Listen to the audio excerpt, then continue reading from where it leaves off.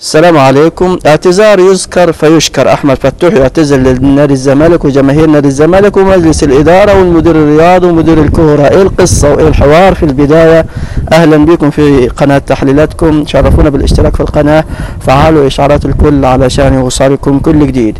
النهارده كلنا اتفاجئنا كده، احمد فتوح باك ليفت نادي الزمالك ولاعب نادي الزمالك طبعا طلع على انستجرام، على موقعه الرسمي على انستجرام برساله اعتذار طويله عريضه طبعا فيها قال لك اتقدم بالاعتذار طبعا لمجلس الاداره الموقر والمدير الفني المحترم طبعا والنادينا العظيم والجماهير طبعا الزمالك الوفيه واللاعبين وزملائي طبعا اللاعبين المخلصين على ما بدر مني في الفترات الماضيه، واعدكم واعد الجمهور واعد مجلس الاداره ان طبعا ابذل قصارى جهدي من اجل طبعا نادينا العظيم واسعاد جماهير نادي الزمالك الوفيه، واعلم ان الاعتذار لن يغير في الماضي شيء على السوء الذي وقع منه، ولكن سيكون دافعا لي طبعا لاعطاء كل ما بوسعي في الفتره القادمه. اتوقع ان ده يا جماعه الاعتذار النهائي اللي بعديه طبعا يعقبه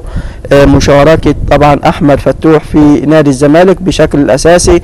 اتمنى انا كاهلاوي اتمنى ان هو يرجع لمستواه اللي احنا عهدنا عليه طبعا احمد فتوح، اللي كان انا اهلاوي من ضمن طبعا امنياتي ان هو ينضم للنادي الاهلي، خاصة من سنتين فاتوا من لما بدأنا نتكلم في علي معلول هيجدد ولا هيمشي، علي معلول هياخد سنة تاني ولا مش هياخد، فاحنا كنا نتمنى طبعا اضافة وضم احمد فتوح لنادي الاهلي. ولكن دلوقتي على المستوى الشخصي اعدكم ان انا مش بتمنى نهائي انضمام احمد فتوح. ليه؟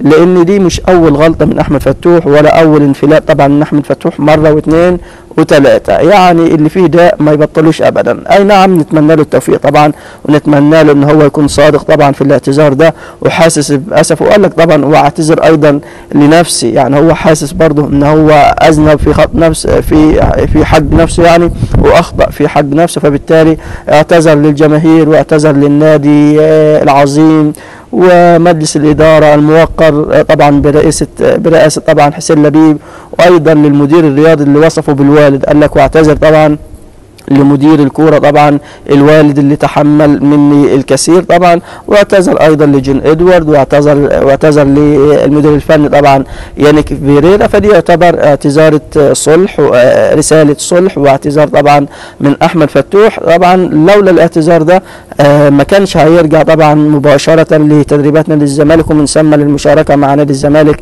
في الجولات اللي جايه، ولكن اتوقع ان خلاص ما فيش اي مشكله بين احمد فتوح وبين الجهاز الفني او المدير الرياضي ومدير الكرة جون ادوارد بخصوص طبعا العودة للتدريبات الجماعية والانضمام للفريق، وبعد كده هنشوفه طبعا كأساسي. احمد فتوح دي فرصة اخيرة وفرصة ذهبية ليك، لازم تمسك فيها بايديك واسنانك لو انت فعلا عاوز تقدم اعتذار قولا وفعلا، مش قولا فقط. انت دلوقتي اعتذرت قولا فقط، لكن احنا عايزين فعلا وعملا على ارض الواقع. نتمنى لك التوفيق، نتمنى للزمالك التوفيق طبعا في الفتره اللي جايه، رغم ان اهلاوي بس بحب ان تكون المنافسه بين الاهلي وبين الزمالك مش الاهلي وبيراميدز.